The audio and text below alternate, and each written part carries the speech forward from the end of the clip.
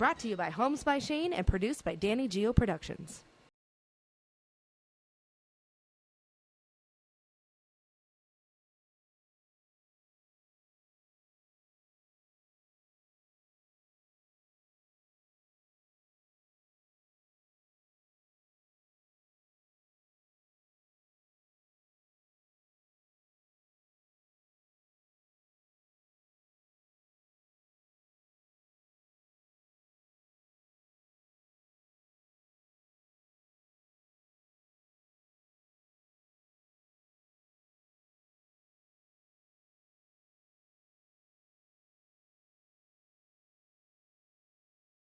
Ladies and gentlemen, welcome to another episode of Boots and Backstraps. I am your host, Shayne Michael, and I'm joined as always by my dashing and handsome and incredibly talented co-host, Tom Katt. Come on now. How we doing, sir? I'm doing great. I love the vest. I'm excited to be here tonight, and I'm excited to get right into our new guest, but I know we have something that we got to do prior to that. Well, thank you. It's an old vest, and, you know, It's sharp. Since the Wee Fest and the Rowdy Cowboy Show, we don't get a chance to wear our cool old duds anymore, and it's always fun to throw something new on. Thank you. Yeah, I might have to start bringing a pearl snap or two up. There you go. Instead of camo all the time. We'll mix it up. Yeah. So tell the folks, Shayne, about our new segment. We have a new segment that we're calling the Weekly Whiskey, and or Whiskey of the Week. And so what we've got this week, we thought it would be kind of fun because we talked about Jack Daniels and our affinity for Jack Daniels. We drink a lot of Jack Daniels, but we also drink a lot of other whiskeys. And we thought it might be fun to maybe introduce the audience to some other whiskeys that are out there that they should try. And there could be a lot of you out there that are whiskey aficionados. There certainly are a lot of wine aficionados out there. But 2 years ago, I went to Louisville for the ACA show, the archery trade show. And they have a restaurant there that features every bourbon known to man. Really? I mean, they've got 2 pages, and not necessarily real small print, but probably at least 40 on each side of all the different bourbons that are out there, from the best to the mediocre. And I know you have become, and more so than you've become a bourbon aficionado, and I think that's really cool. And it's certainly as much as we enjoy drinking a little bit of it, and we don't recommend anybody abuses it by any means, but no, it's just got this wonderful taste to it, and yeah. It's very addicting. It is, so to speak. It's one thing to enjoy it, yeah, and then there's a whole other conversation about enjoying it to excess. So we're not talking about enjoying to excess. You could get home after a long day's work and you pour yourself an ounce or two, and then you just sit and kind of nurse it for a while and really enjoy the flavor profiles, the notes that are in there, all that kind of thing. And that's what it was meant to be. I mean, from the beginning till now, through Prohibition, through it all, it wasn't meant, you weren't meant to get hammered on it. No. On any of the alcoholic beverages, whether it be wine or any of the other... little moonshine. Well, now that might be an exception. Right. I think that was invented to get hammered on. You got to be careful with that stuff too, because if you get a bad batch, if they take the wrong spot in the brewing process, you could go blind. I got to tell you a quick story about moonshine. Do that. I was on, I hunted a little bit with T-Roy, Troy Gentry, God rest his soul. The first time I ever went on their bus, they had the old Dixie Chicks bus, him and Eddie, and they had a corner cupboard, and it went from the ceiling of the bus down to the floor, and they proudly propped that thing open, and it was stacked in different jars of moonshine from the top to the bottom with different flavors, like whatever, rhubarb, raspberry, cherry, apple, whatever the flavor was that was in. And I have to tell you, I tasted a lot of, you couldn't tell what flavor they were. They were so powerful. They were just... Whoa. When you're at that point of being almost 100% alcohol. I know. It's any like little addition an of eyedropper of raspberry. Yeah, you're not noticing that so much. Maybe somebody other than me could have told the difference, but I couldn't tell the difference. Anyway, moonshine. Oh, my gosh. Yeah, well, this week we've got Kentucky bourbon with us. It's Wathins is the name of the bourbon that we have to sample this week. our producer Danny made a fun infographic. I think it's fantastic.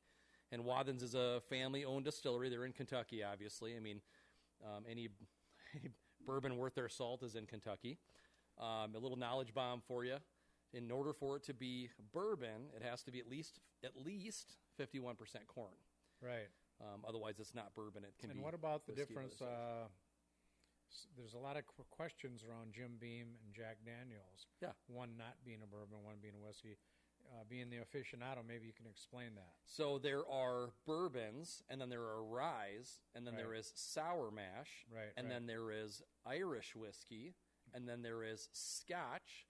And another little piece of knowledge for you, most people that are maybe less experienced with whiskey consumption, always assume that Scotch is just because it's aged that far, and that's not true at all. No. You can have an 8-year-old Scotch and an 8-year-old bourbon, and they're essentially, from a quality standpoint on the same plane. The only difference is the bourbon is American, and the Scotch is from Scotland. So that's what makes Scotch. It's not because it's aged 12 years or 20 Right. years or 50 years. That Right. doesn't make it Scotch. What makes it Scotch is it's distilled in Scotland. And isn't it a fact that in order for it to be a bourbon, it has to be from Kentucky? No. Bourbon is made in a lot of different places in America, but it has to be American. And where's Jim Beam made? That's in Tennessee. Yeah, I'm not sure. Not sure, to be honest with you. But Or Jim one- Beam I might have those two confused. Jim I think Beam is bourbon. Jack Daniels. Jack might be Daniels Tennessee. sour mash. And Jack Daniels is in Tennessee. Yes, Lynchburg, Yep, Tennessee. Yep. Yeah. So anyway, we're not going to go too deep into the road because Right. we got lots of little nuggets that we'll share with people over episodes with this new segment for Whiskey of the Week. I think that was a It's great Wathans. introduction to it. Yeah, Wathans, and it's I've never heard of it. 8 generations of family that have run this distillery. It's run by a couple of brothers right now, and this is a great bottle for those people that maybe are newer to whiskey and don't want that real heavy burn on the back end, or what whiskey aficionados call the finish. If you want to avoid that serious burn, then you want to keep that proof under 100 to start with, and then you kind of work your way up from there. So Right, this right. one is 97, I think, 94 proof. So not quite as big of a burn in the back end. It's got a very nice, sweet front end. You pick up some caramel, some vanilla, maybe a little cinnamon in the back end, some people say. Yeah, So, I could taste the cinnamon. yeah. So a cheers to you, sir. We had a restaurant, Red Oak Steaks and Wine, and we featured a lot of really great And I'll cheers our bourbons. guest as well. Cheers to We you, have sir. a wonderful guest today, ladies and gentlemen, from the one and only BOBFM. You know what? He's a great friend of yours. You two are in a band. I'm going to let you introduce him. Well, he was in a band. I just walked around with a microphone. Yeah, so we are. I'm super excited. I know you are as well, TK, because we've been talking about this guy in our episodes forever, and people Right. are like, "Who is this masked man you keep talking about?" And so, as you mentioned, in addition to a lot of other stuff with local music, we are honored to have in studio today Brandon Backstrom. Thank you very What a much. great band, Brandon Backstraps. B squared. What a perfect name. Brandon, they perfect call me name. Boots and Backstraps is my nickname growing up. Brandon Boots and Backstraps. Honored to be here. I love what you guys got going on. Great setup, great production value, excellent team. You guys are doing it right. So Well, it's thanks very for the cool to be here. compliments. You know, me being a layperson, I guess, I don't know. I've been involved with entertainment most of my life, but not so much podcasts. I don't know if we're doing a great one or if we're just hanging in there. So to hear a compliment like that means a lot. So thank you, Brandon. A guy that's in the business. Yeah. Yeah, and it's a great one, by the way. You and Thank I you. met briefly once. I was a guest on the Four Outdoorsmen on Bob. Yep. What's right the Four Outdoorsmen, Brandon? Well, it's part of Bob Outdoors. Happens Sunday nights from 6 to 8 is the live portion. 6 to 7 is the Four Outdoorsmen. You got Steve Straczynski, Mark Lukey, and Sam Oftedal. Okay. They often give me the fourth outdoorsman credit, but when someone like Tom Katt's in the room, obviously the fourth outdoorsman right there. But they talk all things outdoors, hunting, fishing, just crazy adventures. Who produces that show? I do. I produce that. I produce Real Talk Outdoors, comes on after that. And both of those shows follow the Homegrown show, which so this is a really cool thing to be part of because I like that your guys' focus is on hunting, the outdoors, and country music. Right. Well, that's what I produce Sunday nights on Bob. We got the homegrown show where we celebrate, a lot of the great guests that you've had on and will continue to be booking. And then right after that, we go into talking about the outdoors. So this is a great fit. Yeah, this really, what a great segue between that, what you do and what we're doing here. Yeah, and I'm jealous of the video component. That's something we've talked about a bit at the studio, and they're still working on ways to do that. You remember Scotty Coteen? Of course. Just awesome dude. He got into the Midwest rodeos business. Doing the rodeo. It's not a broadcast. It's a live stream. Simulcast or whatever. Yeah, right. And he's been in a time or two on the Homegrown show to produce video for that, and it's awesome. He sets up a multi-camera shot. He's got the lower third with the infographics. Yeah, and that's something I want to work into Sunday nights on a regular basis. I think that would be a great added value to the show. So to have a set like this would be amazing. Got to bark at Neil real quick. Neil, make it happen. What do we do? Studio B needs to look like that. We need more dead animals in Studio B. Yes. I've got a lot of other animals that aren't on the wall here, so. But they are all dead, right? They are all dead. Okay, yeah. that's good. So I imagine every one of these has a story. Absolutely. And you remember them all, and that would be fun to just kind of walk through and get the story on Brandon, each one. Quite often people ask about them, and I look at each one of them, and I'm reminded of whether it was Minnesota, whether it was Wisconsin, Wyoming, Montana, Canada, wherever I was. I can sit and think about who I was with, the circumstances, the type of day it was. The whole trip, right? Everything, not just the hunt? Well, some of them are kind of older now, and I remember the circumstances, and some of them certainly the whole trip. But it's just a flood of memories, and to me, that's what they're all about on the wall. Not so much a trophy as they are a memory. A gateway to the past, yeah. For sure. Yeah, and respecting the animal, they're all magnificent, fabulous, beautiful animals. So we honor them in that respect. Well, they're kind of all from around the country, not all from right here in Minnesota. No, yeah, they're from the deer are mostly Minnesota and Wisconsin, but they are other states. The elk are from Montana, Wyoming, Idaho, Colorado, New Mexico. I mean, that's all the resources we have in this great country of ours. Yeah. Is amazing. Oh, yeah. Man. We got it all. The wildlife is fantastic. Yeah. And what people don't get, a big part of hunting is conservation. Yes. Absolutely. It's part of the system. And hunters in America are the first and the founders of the conservation movement. It might be kind of hard for some of the anti-hunters to understand, but because we're killing those animals. But if it wasn't for us and our dollars and our respect for the animal, a lot of these animals would be extinct. Yep. Like the turkey. Or they would get killed by predators or die of, old age or disease whatever. Or just cause problems themselves by being overpopulated. Get hit by cars. Yeah. Yep. So it's very cool. And that's one of the things that being plugged into Bob Outdoors, I'm learning a lot about.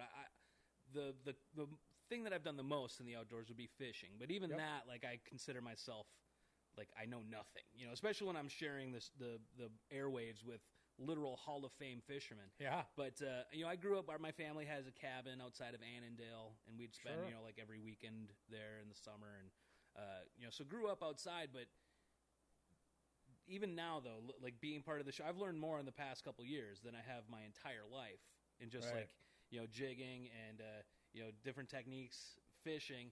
The next one that I want to get into is hunting and getting out there and doing that, because that's the one that I've done the least in my life. Between myself and Shayne and the four outdoorsmen, my goodness, you certainly have some opportunities. Some opportunity, you bet. Take advantage of that. You better hit hard on Dogecoin if you're going to get into hunting, bro. To the moon, working on it.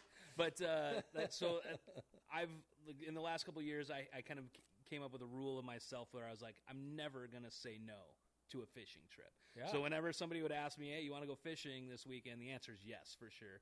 And I've had the chance to get out in the boat with some amazing people. I don't know if you're familiar with the Grizz, but that's that man is a legend. Oh, yeah. I've known of him for a long time. I used to listen to Bearfax and Fishtails when they were on KSTP back in the day. That was my station. I loved it. That's kind of my first where I really got into talk radio, and Mishke was my favorite dude on their airwaves for sure. But Fairfax and Fishtails was a great show, and I never thought that one day then I would be producing it. And that Fairfax and Fishtails eventually turned into Real Talk Outdoors. But I remember listening back in the day, and that guy, the Grizz, who would call in on a regular basis, just was larger-than-life sort of legend. Oh, and what's crazy is all of those stories, all that stuff that people say is true. You know, like he doesn't wear a hat in the winter. I don't know if it's he doesn't want to mess up his sweet head of hair or whatever the deal is, but it doesn't matter how cold it is. Have you seen his hair? Yeah, he's got great hair. It's amazing. Can't mess up the Maine, bro. Yeah. I got to tell you, I spent the day with the Grizz. I still work part-time with Outdoor News. Okay, yeah. Like and that was one of the times I talked to you, is at the State Fair at their booth. Yeah.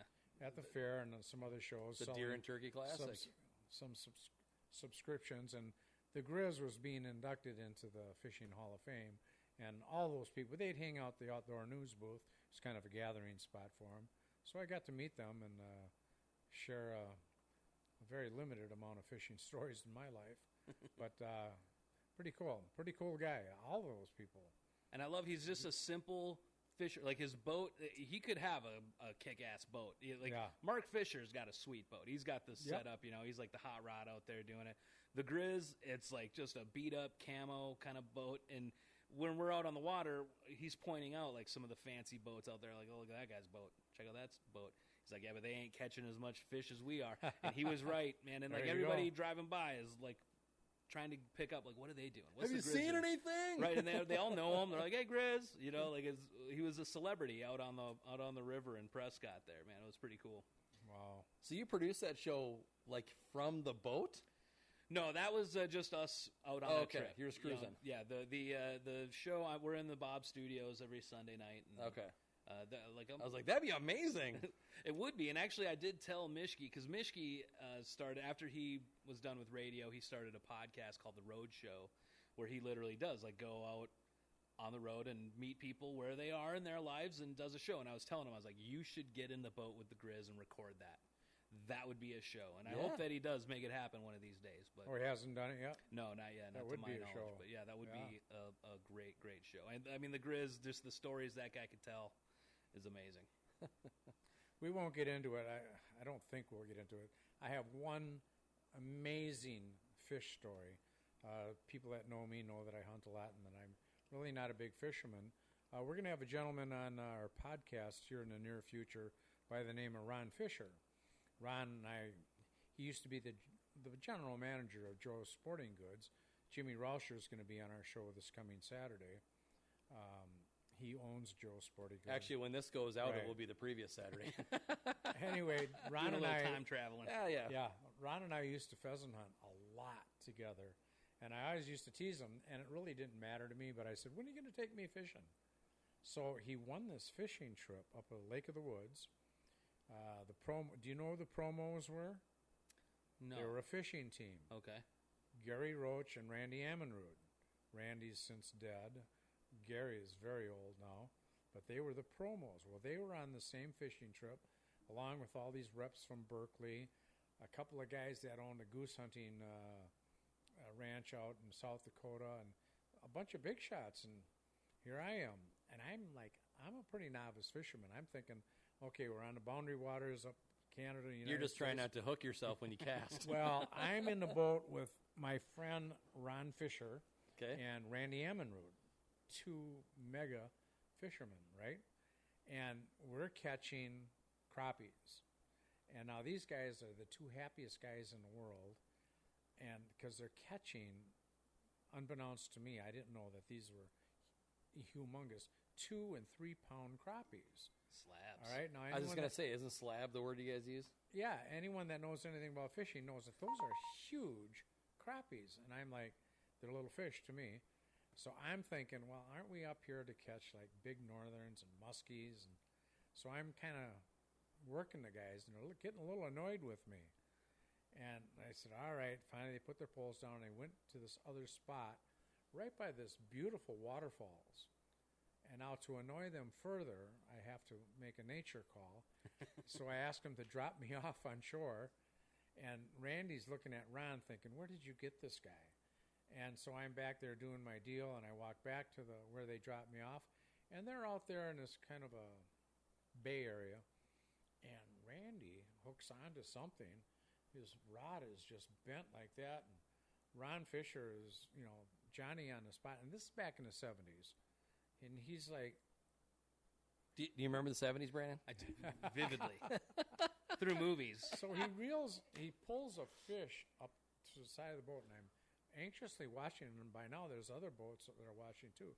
Well, Ron had the presence of mind to hurry and get the net under this thing, and he hoisted it out of the water, and the thing was kind of rigid, and I'm like, what have you got, the Loch Ness there? And I'm like, well, the Old thing... Nessie. It was a big muskie. It went through the net, hit the boards, hit the bottom of the boat, and all hell broke loose. There was legs and arms and fish tails, and he's trying to club this muskie. Well, it was a 50-pound muskie. Damn. Wow. And I get back, and they finally retrieve me. That's a pig. And he's It's a man-eater. He's a professional fisherman. Need a bigger boat. You sure there wasn't a bull shark, Tom? It was huge, and so I get in the boat, and to further annoy them, I said, all right, now that's the kind of fish I think we're supposed to come out. Let's go get some more of those. And they look at me like more of those. not realizing that that's a once-in-a-lifetime It's a unicorn. fish. Yeah. Right. We're trolling. I put on the same lure he was using. We're trolling down the channel that got you into this bay, and here I hook a monster northern. I couldn't tell you how big it was, but his was, behemoth, and mine was like this. But I have a picture of he and I standing holding our fish up, and he's like just struggling to get this thing up in the air. Like Oklahoma catfish. So anyway, the rest of the fish, we were on one of those houseboats. Cool. And forgive me for taking up so much time. We're on one of those houseboats, and then the houseboat came back to International Falls. Every photographer and sports writer from every magazine was there. Him and Randy had gone out and took pictures, hundreds and hundreds of pictures of this fish in the sunset. So wait, did you realize at that point how big a deal it was? No, Okay. not a clue. All of a sudden, there's this army of photographers and It's like the magazine paparazzi. and I'm like, and they even want to interview me. I said, "You really don't want to interview me. I don't know what the hell is going on." Got some big. Got I some said, decent fish. but if it wasn't Not for sure me, what to do with my hands. if it wasn't for me nagging these poor guys to go and catch To move, big fish, yeah. So that's my. And You contributed in a big way. I to do that big have catch. pictures to confirm my fish story, my one and only fish story, and That's a great story. these two guys are like Randy Ammonrood. His son Todd Ammonrood is huge in the fishing industry, and his father has since died. I see Gary every year at the big outdoor shows, and for me to have been involved in that huge deal, Randy used that fish on his display as a display on his booth at all the shows he did. Well, It's why a would lifetime fish. Yeah, that's a freshwater whale, right? got to be a PB, right? I mean, I doubt he's caught a bigger muskie than that. Oh man, it was pretty cool, and so that's my fish story. Yeah, and wow. please forgive me, you're our guest, and we're No, I supposed love to be it. talking to you, and here I am interjecting my one and only great fishing story, and you'll never hear another one. Well, I don't have any fishing stories to share. I'm not a fisherman, so. None that good, man. That's yeah, it's pretty cool. I love it. Like that's what the show's all about. I think, right? Just tell those stories. We're all about the rabbit holes. Yeah. Well, that was a rabbit hole. Forgive me if I dragged that out a little bit too long, but No, loved that's it. a fun story. So B squared. Let's go back to the early years. Whew. Yeah, I want to go all the way back to little Brandon Okay. before you even picked up a guitar. Sure. And I know your family was into music, and this is kind of like how you got on the music train, right? The love of music. Yeah, there was always great music playing in my house. I mean, I have vague memories of my grandpa playing the guitar when I was a kid, and I can never remember what the name of this disease is, but like he had some sort of bone structure thing that my uncle Bryce also had, and my cousin Adam had, where like his wrists were weird, like and it was like an elbow and a wrist thing, and he couldn't really straighten out his hand, so he played guitar with his hand on top of the fretboard like this, kind of Like a Jeff Healey band? Yeah. Yeah. And I didn't recognize that as being different as a kid because I didn't know any better. That's what he did. But so my grandpa played, and I have a few memories of him playing, usually around a holiday, Christmas or whatever, and the grandkids would be singing Rudolph the Red-Nosed Reindeer while he was sliding it up on his guitar. And him and my grandma, they loved like they were really into Elvis, Johnny Cash, like the old gospel stuff. Yeah, just good, like great music. And my dad and mom, obviously, they were a little more into rock and roll. There was always Tom Petty or the Eagles, Heart, stuff like that playing in the house. Boston, Chicago, all those great city name bands, and just always rocking out. Like I remember being in the car with Dad, radio rocking. He's playing drums on the steering wheel and the dashboard, and so it was just a big. My family was a big fan of music, and always liked to listen to it and party. One of my favorite questions on the Homegrown show when I talk to artists and stuff, I like to ask what the first concert they ever went to was. That's a fun one. I would throw that one to both of you. Do you remember what was the first concert you ever went to? The first one that I can remember was U2. U2, that's an amazing first concert. It was experience. Incredible. So there's a couple things I'll say about it. The first of which is obviously they're incredibly musically talented. Right. So the show itself was phenomenal. But literally everyone within, 1,000 yards of us was smoking a ton of weed. I'm sure, yeah. So I was very young, and I'm like... Getting a little contact high here. I didn't know what was going on. I'm just like, I feel funny. That's an amazing first concert experience. Tom, is this part of the deal? Are they piping it in through the HVAC? I don't understand what's going on. I can tell you my first two. All right. They were in the same summer. The first one was Three Dog Night. Cool. Oh, is that cool? Never been to Spain's one of my favorite songs ever. Love That's a jam. Love their songs. And the second one was Led Zeppelin. Oh, wow. Huge. They were incredible. It was just Jimmy Page, Robert Plant. Yeah. Oh, man. Legends of rock right there. Yeah. So both of you had great early live music experiences. Please don't say yours was Barney. No. and I do, arguably, everything's subjective and stuff, but I think I got you both beat. Okay. With just the scope of the show and how big of a star this person was. Put your seatbelt on, Tom, because he's building this up a little bit. But it was Michael Jackson was the first concert that I ever went to. Yeah. And that's, I've always been into all types of music, pop, rock, country, unbelievable all performer. But for that to be the first show that you see live, that definitely is going to set you on a certain trajectory. You know? Right. I have to tell you, when I was a real youngster, like 12 or 13, we did go out to the old Met Stadium, but we didn't get in to see the Beatles. Oh. We were out in the parking lot. Could you still hear the music at least from there? There you go. We couldn't really hear the music over the screaming. Oh, right. Beatlemania. It was like... but I never considered that my first... right. But it was my first attempt. So even that, just Michael to be Jackson, in that environment would be amazing. I saw Michael Jackson at the old Met. Yep, and that's where it was. You saw him? Yep. It was and the bad do you tour. remember a person playing a guitar that had spiked hair that went like this way up there and way down? Do you remember that person? Yeah. Do you know who that person was? No. Sheryl Crow. That's right. Yeah, I did know that. No. Yeah. Unbelievable. This person was all over the stage, screaming on the guitar, assisting with the vocals. Backup vocals. And she had a spike haircut. One of these turkey fans, it was way bigger than one of those turkey fans. I think my brain just exploded. Sheryl Crow played guitar for Michael Jackson. Background vocals. So, most of my memories of this, is my dad making fun of me and my brother, because it was 88, I believe, so I was 8 years old. I like your brother. He's a good dude. My brother would have been 5, and we were constantly asking for trips to the bathroom. And my dad I paid all this money for these tickets, and we spent most of the time in the bathroom.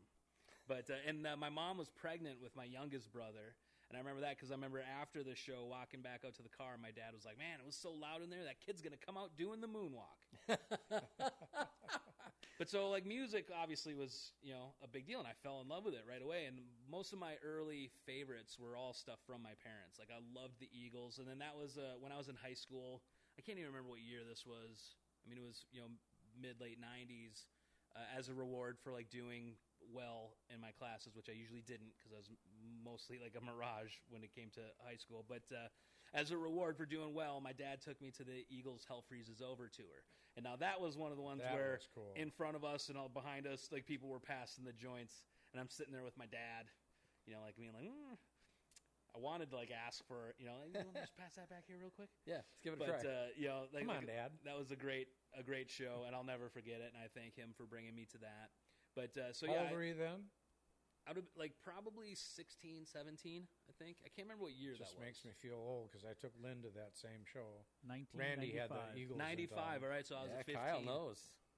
But yeah. 1995. I've got a hat in there. Kyle, right above your head. I graduated high school I in have 95. a Hell Freezes Over Eagles hat. Nice. Yeah, I mean, that was a great show. The Eagles, I think, were like my first favorite band. But my first favorite band that I found, like, kind of on my own, outside of my parents, there were two of them at the same time. One was Def Leppard, and the other was the New Kids on the Block. Fell in love with both of those. There it is, yes. There's awesome. nothing on the planet better than the Eagles. Man, Did you just say New Kids on the Block? I did say New Kids on the Block. What just happened, Brandon? Yeah, I told you I was into everything. Your street cred just like went in the biffy, bro. I was really drawn to tore up jeans, I think was the thing. 'Cause Okay. both Def Leppard and the New Kids on the Block had that look going. But yeah, like I said, I mean, I was rocking Vanilla Ice. Super eclectic. Marky Mark and the Funky Bunch is my So jam. Vanilla I can, Ice- like, word for word that stuff. Rob Van Winkle. Yep. He gets kind of a bum rap, but he's actually like a super talented guy. He's great. I like he had the there was that show where he was like palling around with the Amish for a while. Did you ever see that show? It's like I've seen his renovation show. and then he's got the renovation show. Yeah. Yeah. But so I mean, he came off. Yeah, like a cool guy. Yeah. Actually, that was another one of those deep cut weird movies that I just saw the other day. I think it was on Tubi or Pluto TV, one of the free streaming apps. But Cool as Ice. I was going to say, what was that called? Yeah. That was such a. I got up through about half of that movie, and I was like, I can't. It's I bad. can't watch anymore. It was bad. It's bad. Poorly acted, poorly produced. Yep, just a terrible storyline, like everything. But I think I got to the playground scene, and I was like, I'm out. I wanted a crotch rocket so bad at that point in time, and now I can't even stand that word, and I would never ride one of those. But yeah, so I was always all over the place. But I think there was always like a good kind of nucleus to it all, of like real rock and roll and stuff. Like Led Zeppelin and the Eagles and the Beatles, and then I've found. And it was at the same time, it was on a mixtape that a friend of my dad's made and gave to him that had Garth on it, Clint Black. I remember one of the first country songs I really fell in love with was Dumas Walker by the Kentucky. Oh, yeah. Those That's a guys great are tune. so cool. Have you seen that video? Oh, yeah, and it's a blast. Like, it's a fun video It's a for party. sure. Yep. Like, I've got boxes and boxes of those pictures. They used to hang in our restaurant. But the Kentucky Headhunters, they were so much fun. And Lynn was our stage producer at the Wee Fest, and they all signed it, and they all made little things to Lynn. They made a special one for. Made it loved, personal. They Yeah. loved Lynn, and then one guy at the bottom says, "Ain't we cool?" They had. And yes. They were played so cool. They played the BOBFest last year. Oh, did they really? Saw them live, No way. and their lead guitar player had a giant stogie hanging out of his mouth the whole set. Love it. He was Captain Cool. Kentucky Headhunters. Yeah. Let's all go. Down to Dumas Walker. Just a jam, dude. I love that song. Great tune. Well, as a disc jockey, I just wore that song out, man. Yeah. I'd play that song 3 times a night. Yeah. I love the Then there was Kentucky stuff like Hunters. Elvira by like the and that one that's Oakridge Boys. a fun story too, because my mom's aunt Barb thought the lyrics were "Hell fire up." And we're like, the Fire name of the that song bad is boy up. Elvira. What are you talking about? But so now, whenever I hear that song, that's what I think. Well, I think the king of that, forgive me if that's not even the right language. I'm sorry. Misheard lyrics. Creedence Clearwater. Okay. Oh yeah, John Fogerty. Fogerty. Yeah. I never knew what he was saying. No. And I think I was not the only one. I mean, he was singing. He You was knew from down on the California. corner, out in the street. Oh, yeah. We all made up our own lyrics. You would for have that. like the important And part. we did that for our whole lives. And then finally, when you could go online and look see it what up. the lyrics are. Yeah. When the You're interweb kidding. came I was around. way off. Yeah. John Fogerty was the best at that. I mean, he had that Cajun thing going, that Yeah. slur and whatever it's Another called. great band, and like I have a theory that I believe in every household, at least in America, but I would argue possibly the world. CCR Chronicles, Oh, yeah. as in like it's like they're like Bibles. Like pretty much every house has at least one. Yeah. Oh, gosh. Yeah, you got a copy of CCR Chronicles somewhere in your house. Oh, Do yeah. you know what I had And you should. in record form at the Hog's Breath? It was a mix. It was their greatest hits, like 8 of them, and they were all mixed together. You know, beat it, dance, beat. I'm sitting there having, that stuff's maybe a little stronger than I thought it was. But anyway, it was good all plug beat for mixed together. Walden's. We got to thank Jill. She's mixing you stiff tonight. all the CCR stuff. It was so cool. I would play that, and it always inevitably it'd wind up with Proud Mary at the end. Sure. Not to like cause a divide in the ocean here. I'm gonna play Moses for a second. Part the sea. Yeah, I'm going to.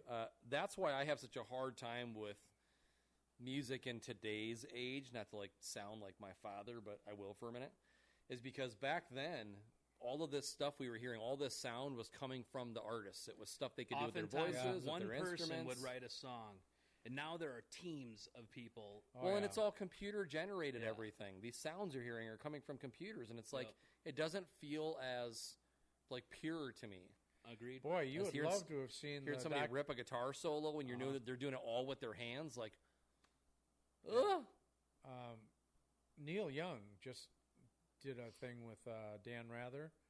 The interview that Dan Rather does. Crosby, Stills, And- Nash, and Young. And Neil Young just came out with an album that's an album, and that it's all. He had the exact same commentary that you did. It's all digital now, and you're not getting. Beep, bop, boop, beep, boop. You're And not Marty getting Stewart all the also music. has a new Yeah. project that's a similar kind of deal. Marty Stewart's the same thing. Yeah. But it's hard to explain that to this generation because I grew up with records. I grew up with Yeah. 78 records and Where there was no 33s. auto tune, there was no No. punching in. It was all reel to reel stuff and like And it one takes live in One a take. studio. whether it was the reel to reel or the 33, Yeah.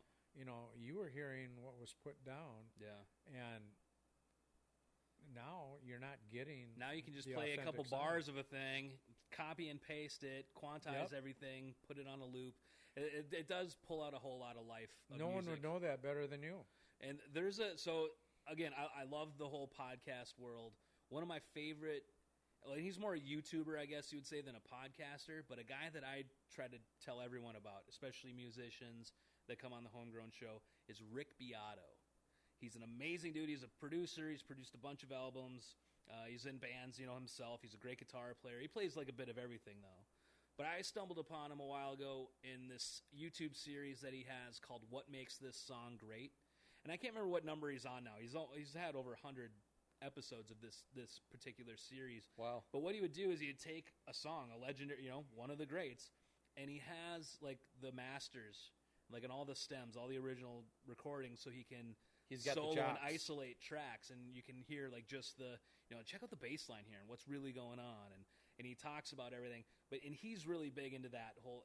Another series that he's started doing recently is where he'll go and he'll listen to like the current top 10 on like Spotify or iTunes music, and he kind of goes through and like there are some that are great. There's some current modern music that's being written and produced and done today that is amazing and like deserves recognition and, Sure. and all that kind of stuff. But there Sure. is a lot of garbage.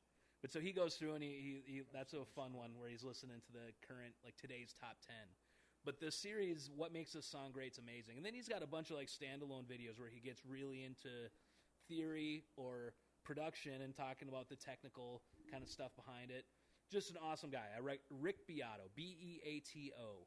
I always thought it was Rick Beato. That's what it looks like, but it's Beato. And everyone should That check would be his stuff interesting. out. 'Cause He's amazing. Like, people today, not necessarily just kids, people your age and people younger than you, they haven't heard. I was like, kids, what? Sweet. You're I'll a be- kid. Yeah, I'll be a kid again. But that's a great point, and I'm surprised there's not more of this Rick Beato out there Yeah. because people love their music. I'm about to be the greatest president ever. In January, I'll be 45. Nice. I second that endorsement for Rick. I second that endorsement. Rick, we got a second for Rick Beato. He's awesome. Would you say you're going to run for president? I just slipped in a political He's going to nuance be there. 45. I'm going to be 45. Speaking of presidents, Yeah. we do not get political on this show. Sorry, TK. When's the last time we had a military leader? Eisenhower Yeah. was our last military leader that was the president. You're the only Lynn one in and I the were room that's talking old enough about to remember it. Yeah, I was a kid when he was running. It's crazy. Young kid. I wasn't even a twinkle yet. Right. The media would never let that happen. No, it's a different world, that's for sure. Yeah. So let's talk about your transition from your growing up and all this sort of musical influence, falling in love with music. How do you make this decision to go, you know what, I want to do that? Well, I mean, it eventually just became something I couldn't not do in a way. Like when you like it that much, and so I got a guitar. It's in your bones. It's in your bones. I got a guitar. The day I got my guitar, I also bought the Best of Garth Brooks songbook, and I basically just locked myself in my room. What was the first one? The Dance was the first song that I could play beginning to end by myself. That's a great tune. In front of me, it's easy. It's G, C, D, and E minor, all the easy chords. But I basically taught myself every song in there. Some I had to simplify and make it my way, but I was like, that's enough. That's good enough. It gets the job done. Yeah. And so recognizable. Yeah, and that started sort of an addiction to it, into just learning songs. And I found Tab Crawler was the old site I remember using a lot, and I'd hear a song on the radio, be like, I need to learn how to play that, and I would Google it, find the chord chart, whatever, and just kind of start playing. Hammer it out. And that was all just happening in my room, alone. I was like, well, I'm doing this. I might as well start doing it in front of people. But the first thing ever, the first performance, or I guess even before a first actual legit performance, the first time I ever sang in front of a crowd was at Valley Fair during a Johnny Holm concert. He was doing Louisiana Saturday Night. And he's walking around. He's walking around, and I'm singing every word to it. And he's like, you look like you know the words. And I was like, yeah. And he's like, you want to give it a go? And he hands me the microphone, and I did. And I just started singing this song. We were there with a How much did he give you? Group. I finished. I took her home. Wow. He let it go. Good for you, bro. And afterwards, he was like, man, that was awesome. We got another show coming up in a couple hours where you should come back. If you come back, you can do something else. And I was like, yeah, totally. And came back and did The River by Garth at the second show. And that was sort of my first taste of performing in front of people. And I knew that I was like, I didn't freak out. I was pretty comfortable doing it. I could do that again. Yeah. And then the next thing was my church would do a youth musical every year. And the first thing I did was I rapped. What? Yeah, it was a rap. Sunday School Rock was the name of the song, but it had a rappy kind of That's part cool. in there. And that was because, again, like I said, I'm listening to Vanilla Ice and Marky Mark and the Funky Bunch and New Kids on the Block, whatever, all that kind of stuff. And I think there wasn't a whole lot of people in that youth group at that time that could really kind of pull off a rap. Yeah. But so they kind of tapped me for it, and I did it, and that was fun. And then that sort of led into singing and being a lead kind of vocalist. I didn't start playing in front of people my guitar though until later. But then that also was a thing in the church band, and oddly enough, it was with Erica Hansen's mom was kind of the choir director. Yeah, we're going to all church. that, obviously. And we're going to get there. Just kind of tapped me and recruited me to start playing guitar at church. And, started doing that and did that for many years. I was really involved with the youth program and specifically that youth musical that they would do every year. And that was really a great learning experience, too, because it was sort of a variety show where all the youth would kind of come together and submit song suggestions, and we'd have a ton, and we'd eventually have to narrow it down to 10 or so or whatever. But they would all be very different. There was stuff by DC Talk, who at the time was kind of grungy, and then there was a little more kind of pop sort of centered stuff, and then some really kind of acoustic driven things.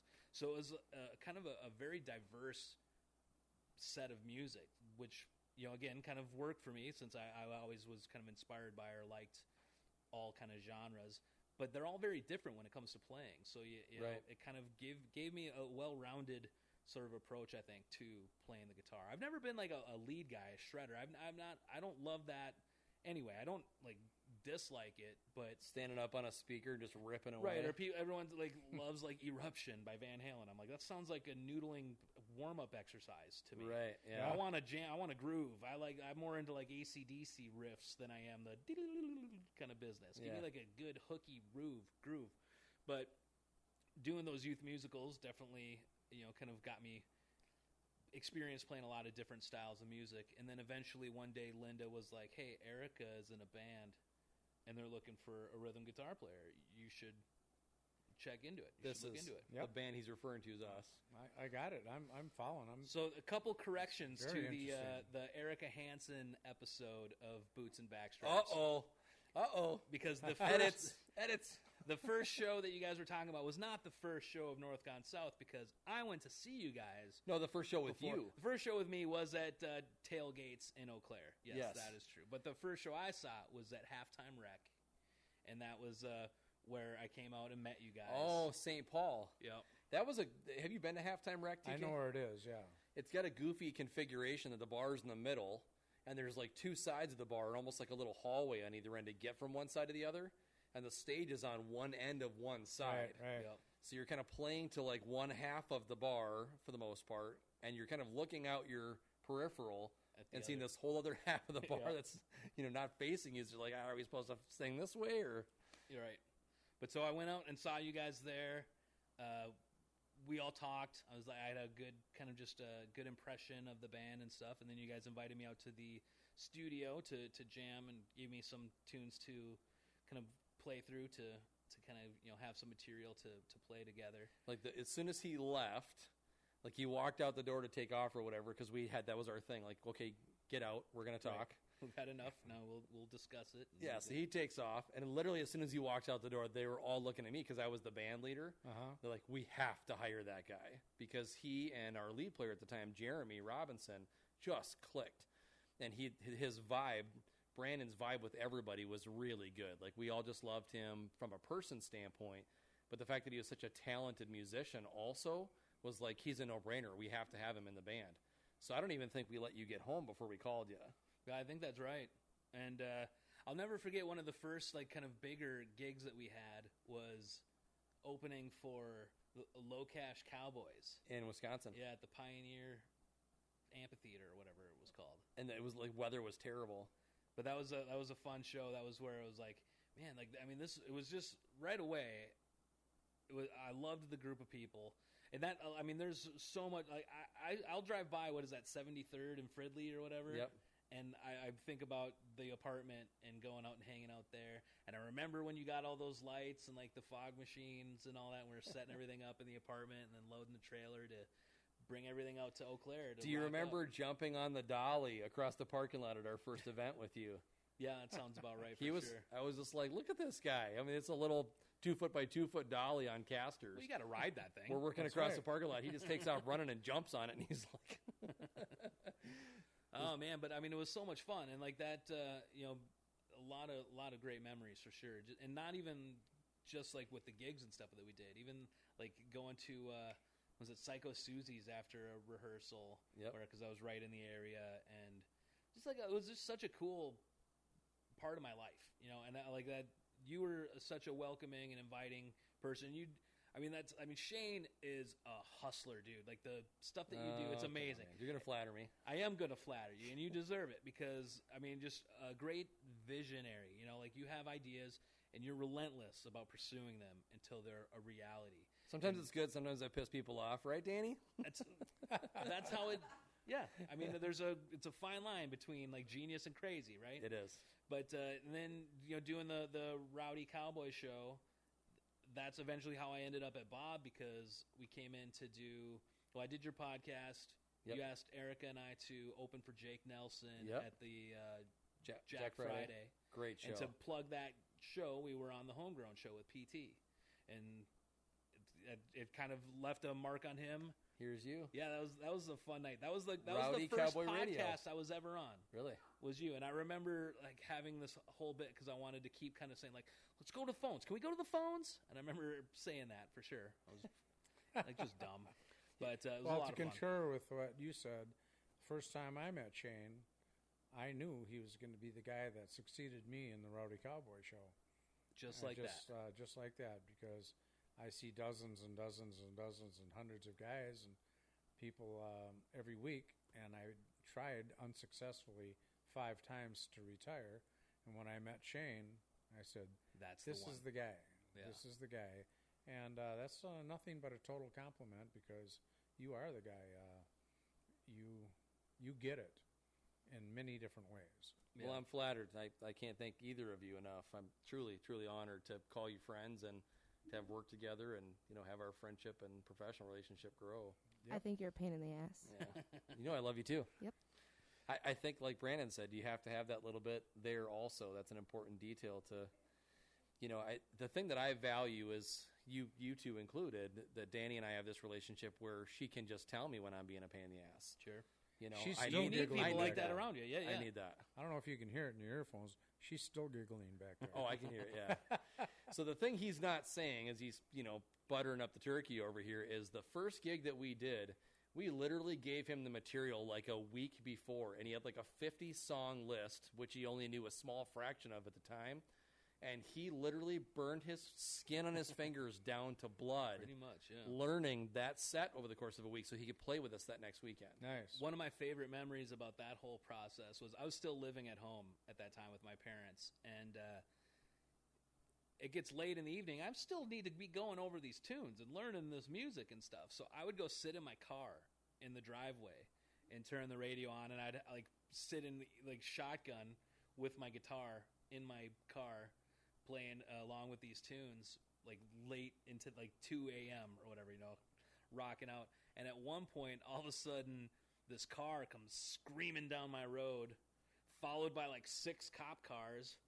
And then there's a block right in front of my house where he let them around there a couple times. But I witnessed a high-speed chase. Oh, that's cool. I was waiting for it to end in my yard with gunfire or whatever, because I was terrified for a minute. But then they ended up, stopping and getting the guy. But I was like, man, I would have totally missed that if I wasn't out here. Did they shoot him right there on the spot? They did not. Unfortunately, I did not get to witness a police-involved shooting. But this was before smartphones. Everybody had cameras on. Yeah. Otherwise, I'd have had some great content. Yeah. But no, it was awesome. I was that was a wild adventure just right in front of my house. And then I remember, so after that whole ruckus, then I was like, well, I'm going back in.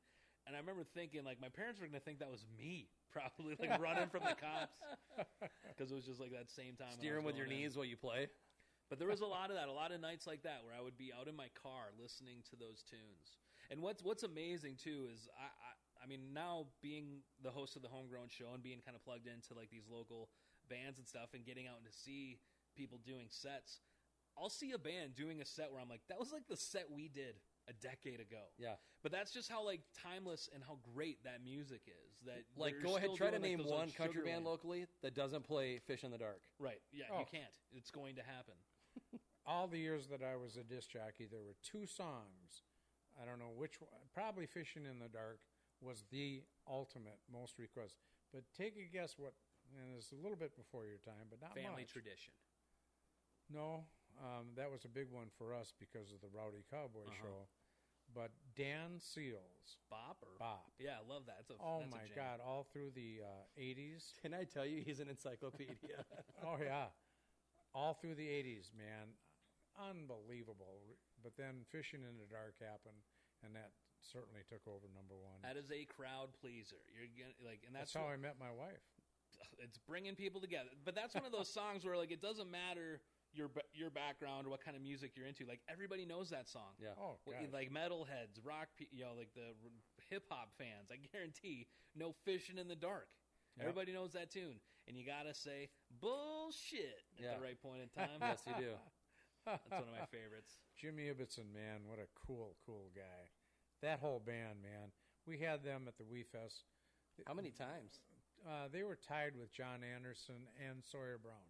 It was a 3-way tie. Just a couple 10 times. killers there too. I love all that. 10 times, each one of them. That is And, amazing. Even before we had them at the Wee Fest, well, actually the second time, there was a show that I can't think of his name, but the Taste of Minnesota. They had a bandstand. They'd bring in fish. Was that the one in St. Paul? Yep. Okay. Right at the state capitol. Cool. And I walked up and I visited. I got to know Jimmy really well, and Jeff and all the guys really, and such down to earth, wonderful, wonderful guys. It was Heaven in '87, so it was '86. No, it was '87. They were at the Capitol because that was in July, 4th of July, and I said, "Hey, Twins are in the pennant race at that point." I said, say something about good years, good times. Really say good. something about Heaven in '87 up in Detroit Lakes, and right at the end of the show, man, we'll see all of you in Detroit Lakes for Heaven in '87. I was What just, a promo! He's such a professional. Did you slip him a 50? Nah, just a hug and a kiss. But I mean, and that was such a great show itself, the Wee Fest. Oh, I yeah. mean, that's legendary stuff. It's Minnesota rite of passage kind of a deal. You bet. We've talked so much about the Wee Fest, obviously on our podcast, and someday we'll just do a show totally and strictly devoted to that. Mm-hmm. And because we always reference the Rowdy Cowboy Show, the Wee Fest. Mm-hmm. I mean, both of those things have amazing histories. Oh, yeah. So I'm cool. so happy to have been involved with both of them. Yeah, well, Well, I guess I was one of the founding members of the Wee Fest, and I guess I started the Rowdy. you did. Yeah. So I guess I was involved a little. But that's, I mean, just the name Tomcat is another local kind of legend. I tell him, I'm like, you are literally the most famous country personality to ever come out of the region. Like, What you was, can't find one that's bigger. Was it the Moron Tabernacle Choir? Yeah. Yeah, I think you've referenced them before. I have. I have photos here somewhere of, there was this group of guys that would all, and John, this is a good story. At any rate, it started there.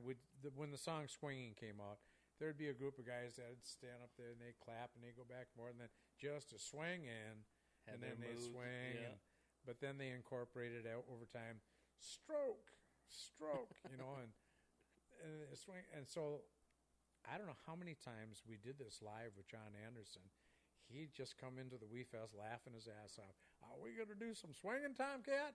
He says, I'm going to play my extra long version of swinging this time. So the last time we did it, I mean, it started out. You had shirts, right? Yeah, oh, man. It's shirts. Oh, we had shirts for him, yes. That's why I was looking around, because I know in one of these boxes over here, I've got a bunch of pictures of the guys with. So I don't know why, but, I gave a lot of nicknames out over the years. And that was the Moron Tabernacle Choir. Yeah. Can you, actually, real quick, Danny, Kyle, if you can go to the Matt Mattoon folder. Yeah. We had some photos of I you think guys we brought doing them the up. swinging Yep. dance. That was When Matt was here. 1984 or 83, but I think it was 84. And it just got so big. I'm telling you, Brandon, the last time John Anderson and I were there together, he said, just bring them all up on. Well, they were coming up on stage. But the last time we had over 100 people strung. You couldn't even see the band. Took a life and of its John own. Anderson would pop his head through once in a while, and he'd just be laughing. He just thought that was the funniest thing in the world. Because no one did that anywhere else. It It made was just a special deal for we sure. started at the Hog's Breath. Yeah. And, we started a lot of traditions, like the Hank song family tradition. It was a Hank medley. Right. Because it was the 3 songs you play consecutively, and they all had their own routines. And then we all did the routine, but the lyrics of the Why Do We Drink?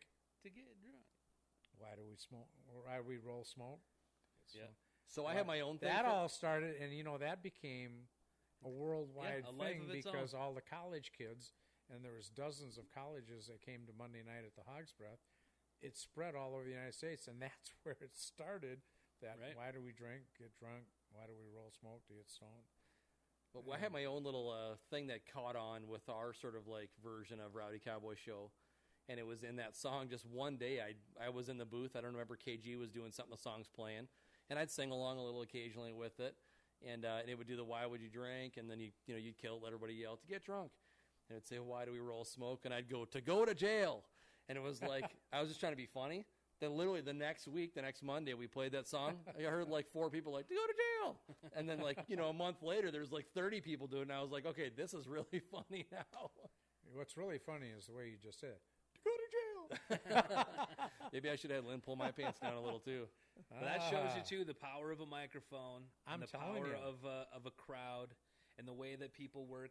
Like I think it was a stand-up comedian who did it, and I found it to just be hilarious. But he said, like to the crowd, he just goes, "We are farmers," and then like the entire crowd went bum bum bum bum bum bum without being like prompted to do it. Like that's just how people No work. pre-plan. Right? Oh, yeah. It's pretty crazy. But so you start a thing like that, and it just it takes. my life goodness. You know what the on, best goes on. example of that is, boys? And I know you will both appreciate this, and I will thank my brother Kyle in there because he's the one that introduced me to this. But Queen at Live Aid, Wembley Stadium, they had the whole stadium doing all of their stuff. Oh, yeah. I was like blown away when I saw that video. Radio Gaga. Radio Gaga. Yeah. Oh yeah. Unbelievable. It's incredible. Yeah. But I tell you what, we do as much as fun as because this is like maybe the most fun I've had on this podcast. You know what this is. Brandon, you're a great guest, and I told we're you. just coming back I with told all you. these memories and fun things to talk about.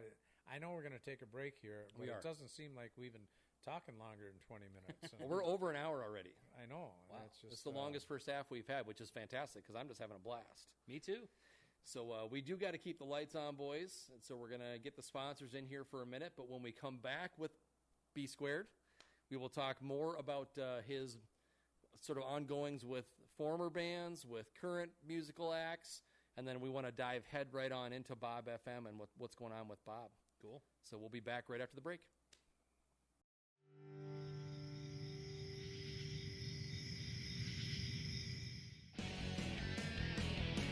Boots and Backstraps is proudly brought to you by Homes by Shayne. Making your move with the Homes by Shayne team means an unparalleled customer service experience. That level of service is the foundation of this RE/MAX Results referral-based business. Our driven team of experts communicate with their clients every step of the way, ensuring a memorable experience from the first conversation through your closing day. Go to homesbyshane.com for more information. Let's get you home. If you would like to sponsor the Boots and Backstraps podcast, or you have an interest in joining our team, send us an email to bootsandbackstrapspodcast@gmail.com.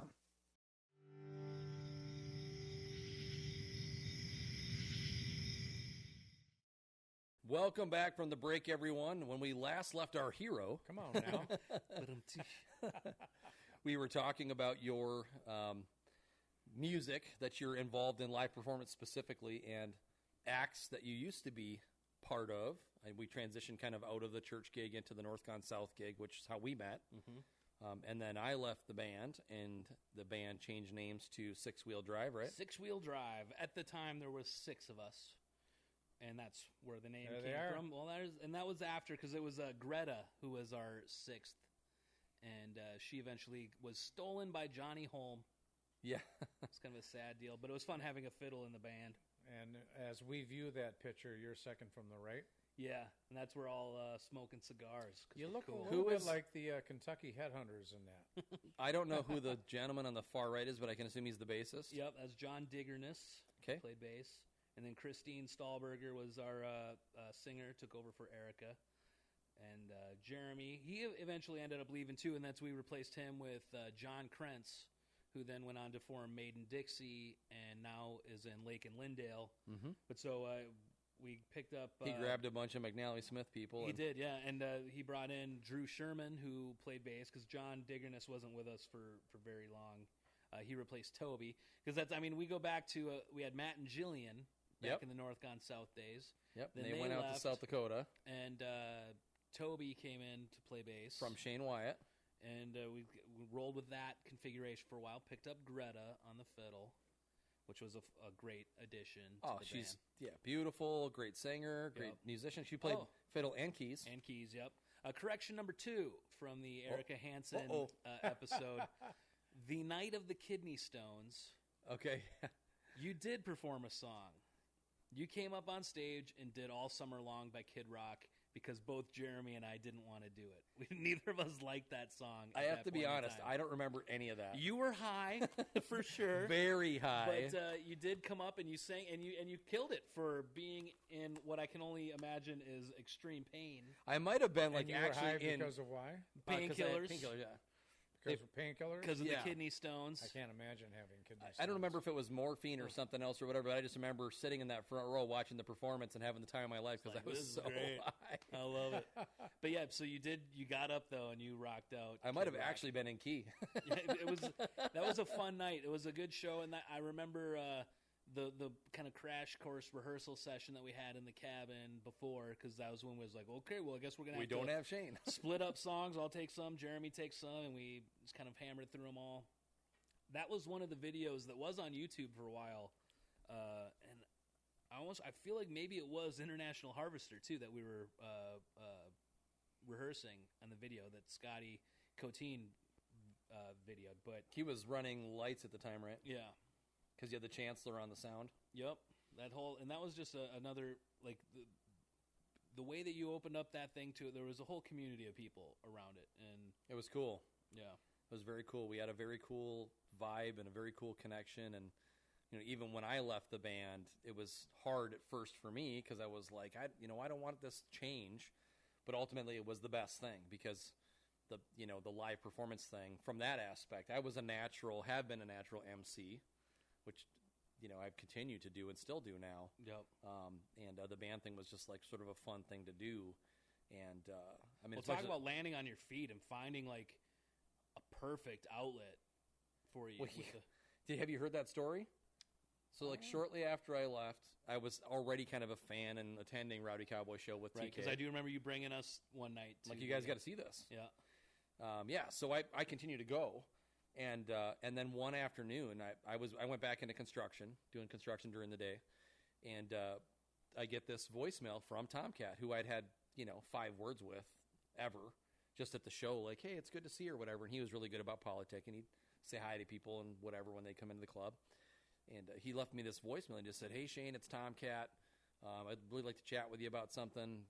Come on up tonight to my restaurant in Lionel Lakes. It's called Red Oak Steak and Wine. I'll be up there about this time. Just come meet with me. And I was like, the first thought in my head is like, how did this guy get my number? Because I didn't give it to him.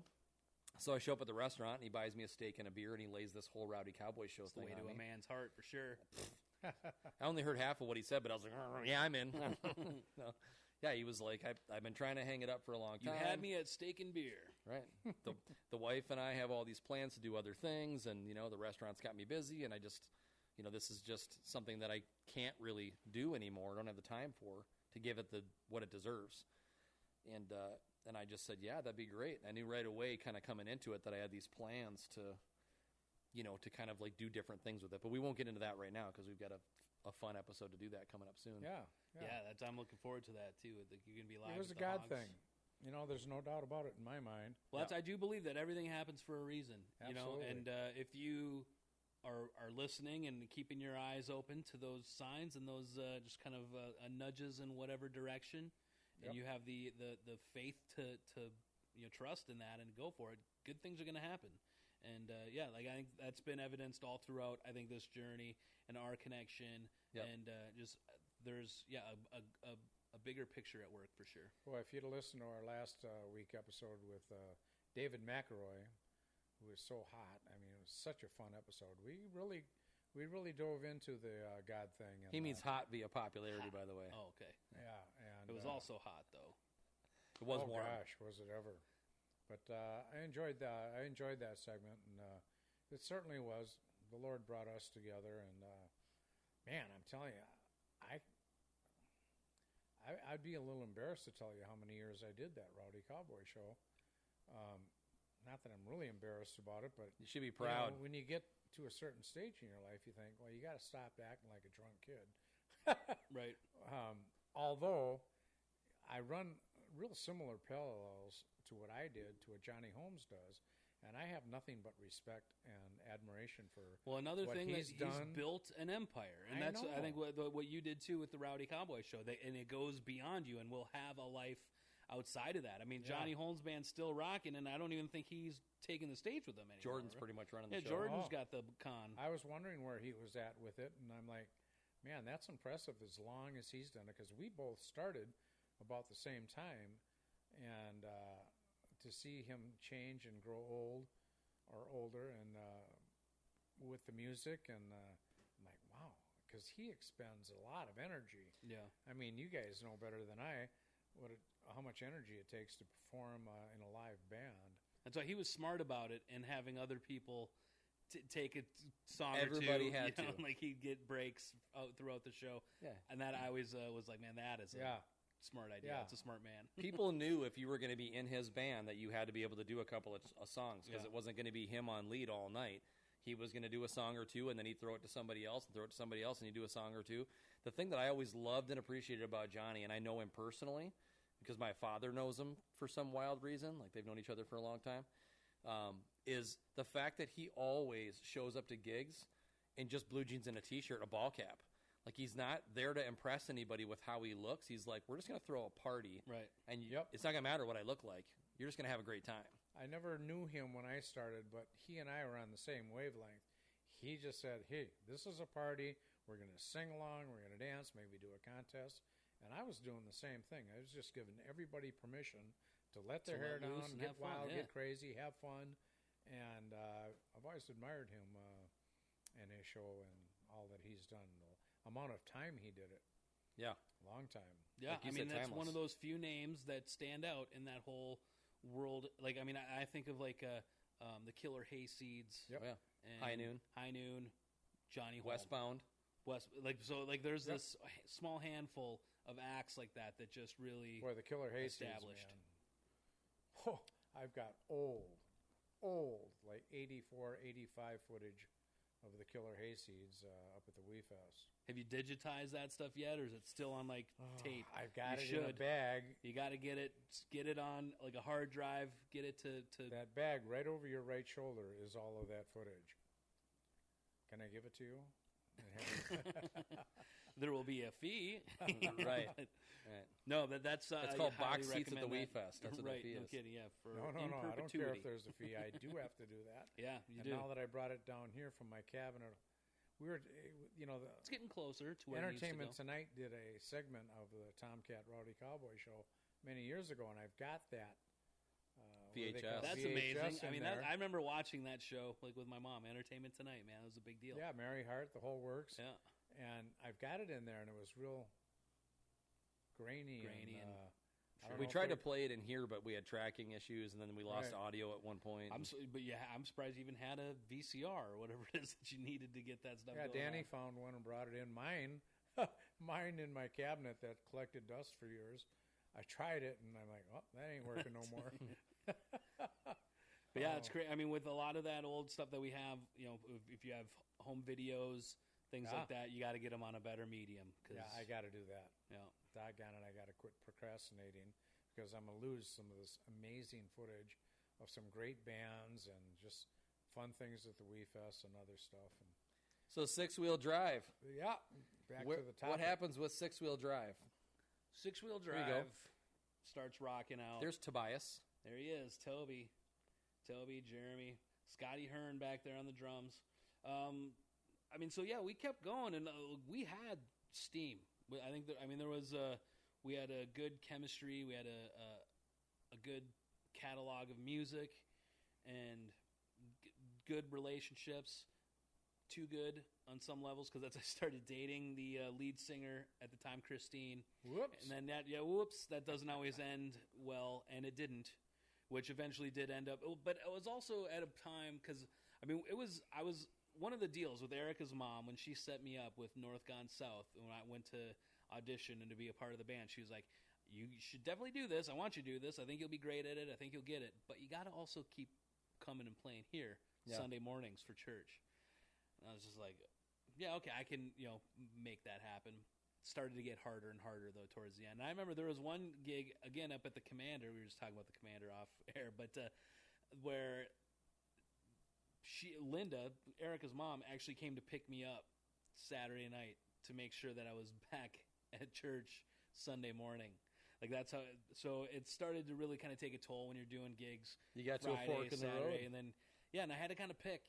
Like I can only do one of these things, and it's going to sound sort of dismissive, and I don't think this is necessarily the case for everybody, but I kind of got tired of being background music for another round of drinks for a bunch of knuckleheads. It's kind of what it turns into when you're that bar band type of a thing, and we're just doing covers at that point. So it was kind of an easy decision. I was like, I got to pick one, and I was like, one of them really has my heart. Like, one of them, I loved it. I loved being in a bar band and playing, and I still miss it all the time. I saw Hitchville a couple weeks ago at Rockwoods playing on the trailer out there for their Wednesday night bonfire thing. I think it was like their first show back, wasn't it? It very well may have been. Rockwoods, I think. And I was like, oh man, I miss that. That is something that I'll always remember fondly. But it did get to a point where I had to choose one, and the playing in church and doing that's where it started. That's where I feel like I remember like a quote. It was something where your greatest passion meets the world's greatest need. That's like your calling. Good for you. And I was like, well, my greatest passion is music. I think the world's greatest need is God.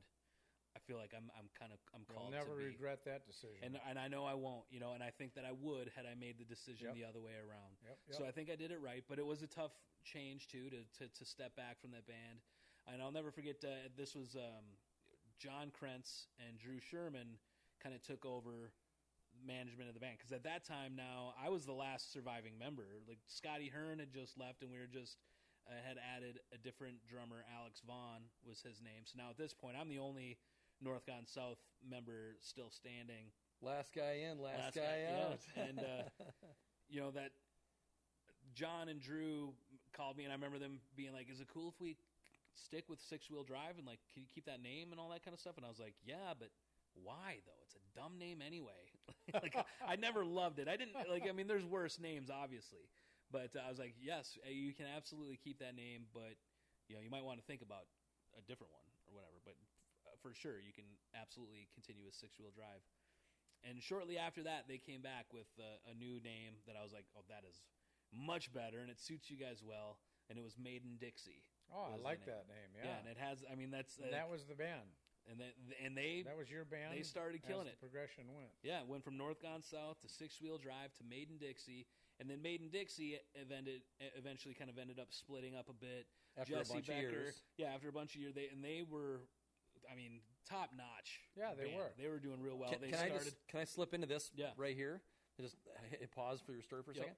So funny, interjection into this part of your story is that we had them headline Jack Friday, and that was I knew Jesse, but it's the first time I had met Drew, or that I had met John or Channing.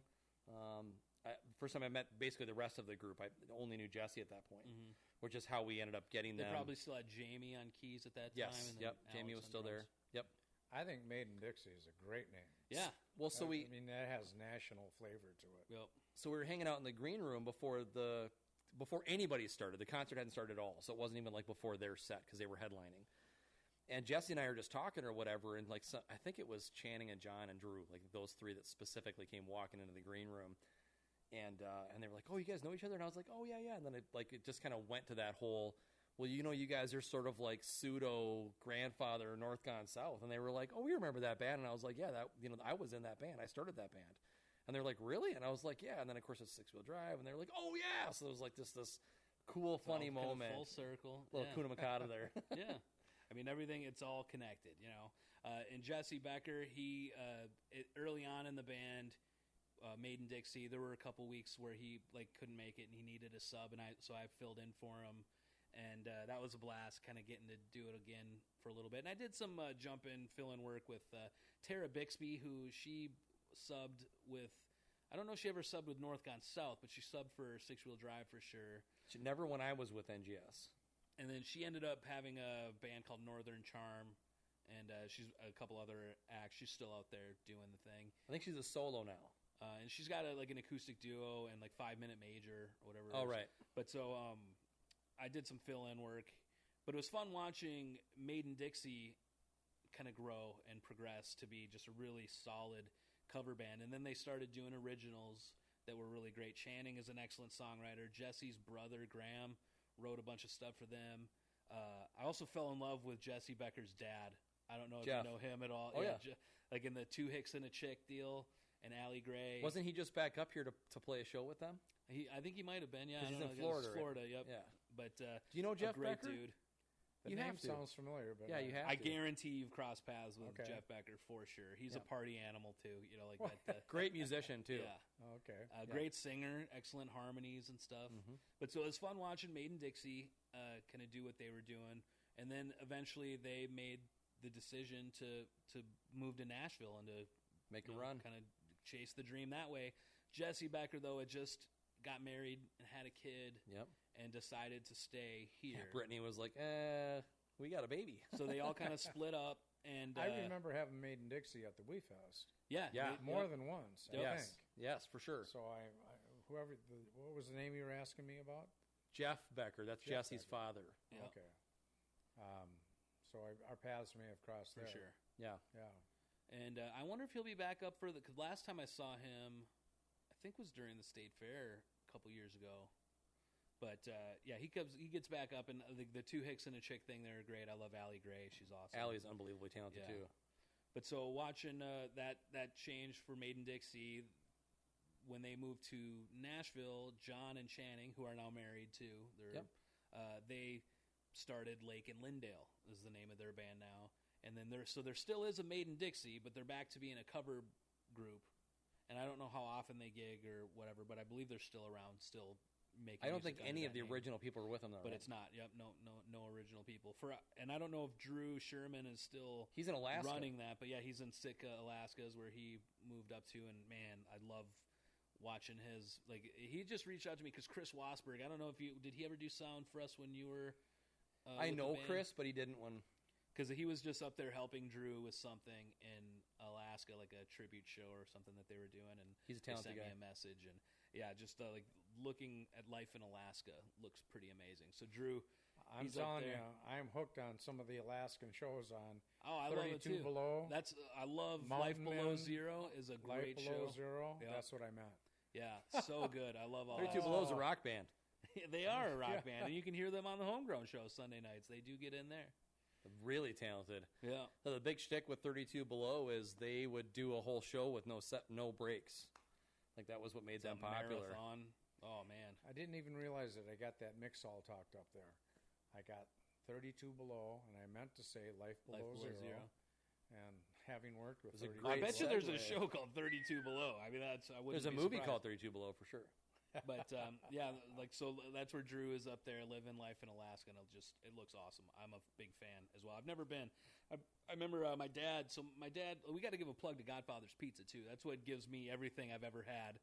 My dad's worked for Godfather's Pizza since a year before I was born. He started, just kind of management and all that kind of stuff. Then eventually worked to being a corporate guy, and he was a road warrior. But he's been to every state in the country, and the last one that he had to add to his deal was Alaska, and he finally got there's a Godfather's out there, and so work sent him out. But I've never been. I would love to go to Alaska for sure. I've been to Alaska twice. It's hard to even conceive. Isn't that where you shot that caribou? Yeah, it's hard to conceive the state of Alaska and how the mammoth size it is. Because when you watch Life Below Zero, and you say, well, they're going here and they're going here. Well, on the television screen, it looks like, okay, they're going from Wisconsin over to Minnesota here. No, it's like going from New Jersey over to Montana, Right. from Minnesota Covering down a lot to of Mexico. ground. Yeah. It's like, holy It's a big mo- piece of land oh, for sure. my mammoth, yeah. But so Drew is still doing. He was working with like a school of music or something out there. So everyone still has, their fingers in the music world somewhere along the line. Now Jeremy was doing. Him and Elisa moved down to California. Yep. And he was playing for like a theater or whatever. And then she started doing a bunch of acting and was like getting into that Oh, cool. kind of world. But yeah, it's just fun watching all those kind of things. And I would love to get Made in Dixie back together at some point when they're all in town and have them on the Homegrown show to just kind of do a, Fun. just kind of talk about Reunion that show. whole deal. Yeah, That'd it'd be be fun. amazing. People want it. Like I think Jeff Jones from Bob posted something about that. Like, hey, I'd love to see a Maiden-Dixie reunion. And, like, the reaction that got was huge. Like, a lot of people agreed. So I would concur, yeah. Yeah. So you go back to playing Sundays at church, but that's not the only performance you have, right? When do we start getting into some other, like, your duo stuff? So with Erica. Yeah, she kind of basically called me one day and told me that's what we were doing. It wasn't even like she was like, "Hey, we're going to do an acoustic duo now." And I was like, "All right, I'm into it." And sort of the deal there was, I was like, "Look away, Brandon, look away." But I was like, I don't want to do any of the boring stuff. I'm not going to be like booking. I was like, you book a show and tell me when and where to play. I'll show up and do it. Because I was kind of like married life. Yeah, sort of. And she did. She took the initiative on all that and started putting stuff together and getting us gigs all over the place. And I mean, we've known each other for decades now at this point, and have a great chemistry. She's like a sister to me. So I mean, obviously, I was like, yeah, let's do it. And at that point in time, because she left the band, she left Six Wheel Drive when she was pregnant with Julia, her youngest. And it was just like, again, one of those decisions where she was like, it was a tough one for her to make, I'm sure, to go and to focus on the family and to have her third kid and to be in mom mode. After a while, like when things kind of settled down, she was really itching to get back into performing. I wasn't, because I was playing at the church. I'm playing every week, multiple times because we have multiple services. And so I was kind of getting my fill. It's called Hope Church in Blaine. It used to be called Kingswood Church, right on the corner of Highway 65 and 109th. I know right where it is. Yep. It's an awesome community. It's a small, like the Christ Lutheran Church where I grew up playing with Erica's mom. Technically, kind of could be considered a mega church. I mean, they're like 3,000 members, I think, somewhere around there, 3,000 to 4,000 members. That's huge. The church that I work at now, Hope Church, which used to be Kingswood, is more like 300, 400 people. So it's a much smaller community, but it was clear to me right away that they had a huge heart and a huge reach. They have one of like the biggest food shelf in the North Metro. Every Thursday, Hope for the Community happens, and like they give literal tons of food to people in need every week, and it's just a very cool environment. And then also Pastor Al, who's my boss there and my pastor, he's really great at like pushing me to do fun music. Like, so we'll oftentimes start a service with a secular tune. And like right now, one of the ones that I'm planning on doing here soon is "Only Here for a Little While." Billy Dean, it's a great song, great tune. But he's had me do like Kiss before church. We played like rock and roll all night before a church service because it worked in with his theme or the message that he was preaching. I've done. We did. We Just Disagree. We did that one already. I've done Garth tunes. I love that song. We Just Disagree. Oh yeah, such a great. Originally did that song. Dave Mason. Oh, and I saw him do it. Sorry. I told you. I saw him do it in Lake Geneva in the 70s when he first came out with the song. At Lake Geneva Playboy Club, they were showcasing bands. Eddie Rabbitt was there. I love Eddie Dave Rabbitt. Mason was there. I can't remember too many other artists that were there, but Dave Mason played "We Just Disagree," and I'm like, nailed it with the lyrics of that tune. It's a great song. Yeah. Gosh. So message that everybody could stand here a bit. But so that's one of the things I love about Hope Church is being given that freedom and flexibility to do some really fun stuff. We've done Fleetwood Mac. We've done Don Henley. I've played a whole mess of tunes at Hope Church. Yeah, so we should get together and join them at a service someday. Yeah, it'd be great. We do a Wednesday night service, which is our highest attended. If I didn't have to be there at every service, since I'm the music director, I would go to a Wednesday night service. Then you get your weekend back. So that's our highest attended service is Wednesday night, and then we got a Saturday night and a Sunday morning. But our group at Eaglebrook, which is a huge church. Which campus you go to? Lino. Okay. The pastor there, Bob's on our list of guests to appear. He and I used to pheasant hunt together. But at any rate, when you said that, I noticed that our band, they're starting to start out with some secular stuff, and it's pretty darn fun. Every time I've been to Eaglebrook, I'm always blown away by their. They got great production value for sure. Yep. Excellent musicians. They have a huge stable of people playing with them. I got again like a group of 400 people to pull from, and obviously not every member of Hope Church is a musician. No so kidding. It's even a smaller group. So every time I go into an Eaglebrook thing, one, I'm always blown away by them, and then two, I'm always kind of a little envious. They're like, oh man, I want that. But you know what? Doesn't matter as long as you're serving the Lord in your capacity in your group, your community. It is what it is. Eaglebrook has become, I believe, the 5th or 6th largest church in America. Yeah, and that's all great, but for some people, that's not so great. They don't want to be a part of. They'd rather be a part of a smaller church. And Pastor Al knows like everybody's names. Yeah. The pastor at Eaglebrook's gonna have a hard time remembering all those. Bob Merritt don't know anybody's name. Yeah, he knows my name, but that's only because I piss him off every once in a while. He's heckling him during his, Yeah. But so, I think all of those different environments and communities are necessary. That's some people want that a real big deal. Some people want a smaller, more intimate kind of thing. And we like to joke around and say we are one of the biggest churches in Minnesota, though. Right. But that's because the average membership, I think, in a church is 80 or so. But that's because we have a lot of small country churches that have very few members. But so if 80 is the average, 300, we're well above that. We're one of the biggest churches in the country. Well, B, let's talk about how Bob comes into the picture, because I know Bob is where your heart is right now. Yeah, professionally, when he's a big part of what they're doing over there. And so I remember meeting you there. I'm sorry to interrupt. Yeah, go ahead. But I remember meeting you there when I was going to do the Rowdy Cowboy show on Bob. He's like, who's this young punk? No, and you were very complimentary, and for whatever reason, we never did the Rowdy Cowboy show. We were going to do it on a Saturday night. Yep. And whether I did it or I didn't do it, I still am a huge fan of that radio station. Neil and I go way, way back, and Neil does a fabulous job of running that station. And I probably shouldn't say it, but I'm not a fan of today's country that so much, even though I'm going to be hosting again at the Wee Fest and all that's. But whatever, it's my opinion. And right. There's some good stuff there, but like that. So working at Bob, again, I'm falling in love with all these, kind of new to me, but definitely not new by any stretch. But right now, my favorites are Don Williams and Ronnie Millsap. I love how can you miss? But you're not going to get that on Hat, no hat. Right, but you're not going to get that on the Wolf or K102, and God bless both those stations, and they're doing what they're doing. But you're not going to hear a lot of those great. You're not going to get tunes. Keith Whitley on either of those stations. No. There are so many people that absolutely believe Bob is a godsend. I mean, I listen to Bob, and I listen to all that great old music, and not all of it's that old. I mean, just some classic. Wonderful, great country music, and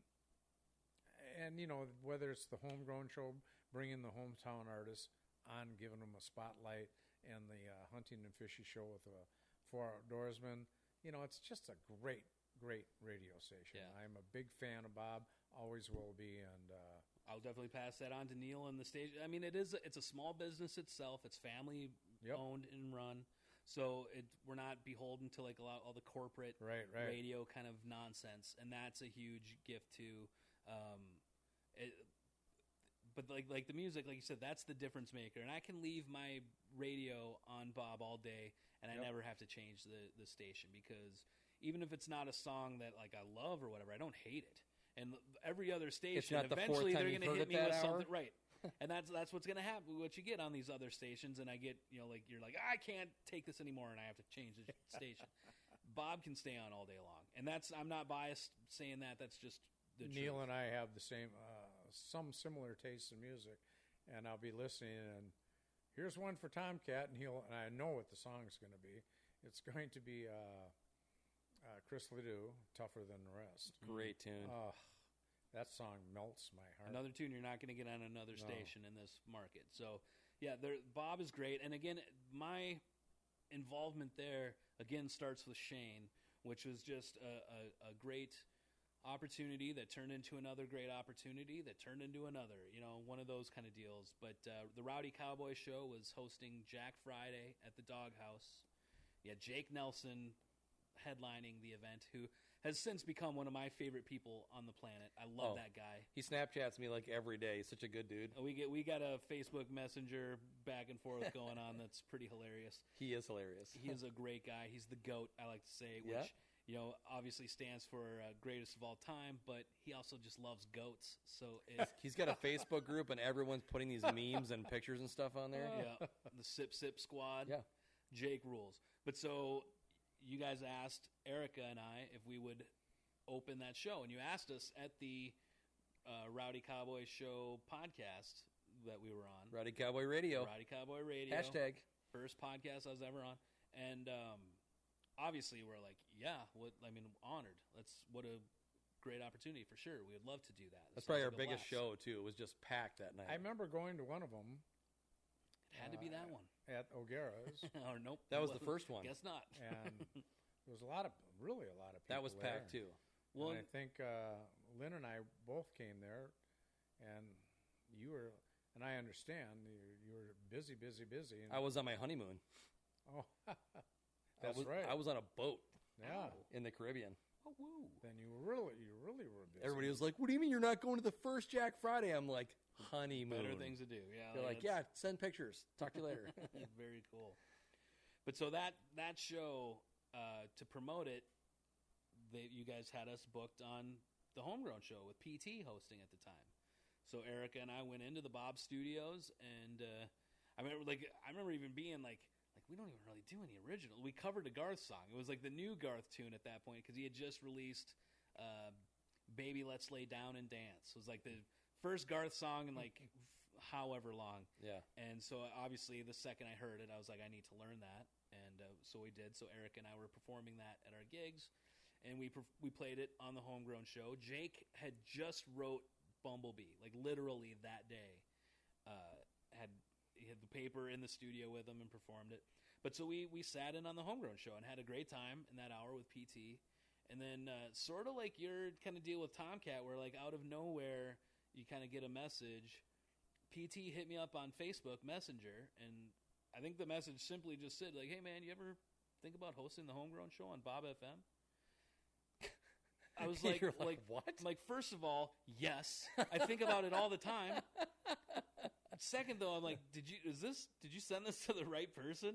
It's like I had a hard time believing that. Hello, is this thing on? Right. I'm like, I met you the one time, and it was like 1 hour of an evening. I was like, and was PT planning a change or what? Yeah, I think he had just taken the job or knew that he was going to be moving over to the Wolf.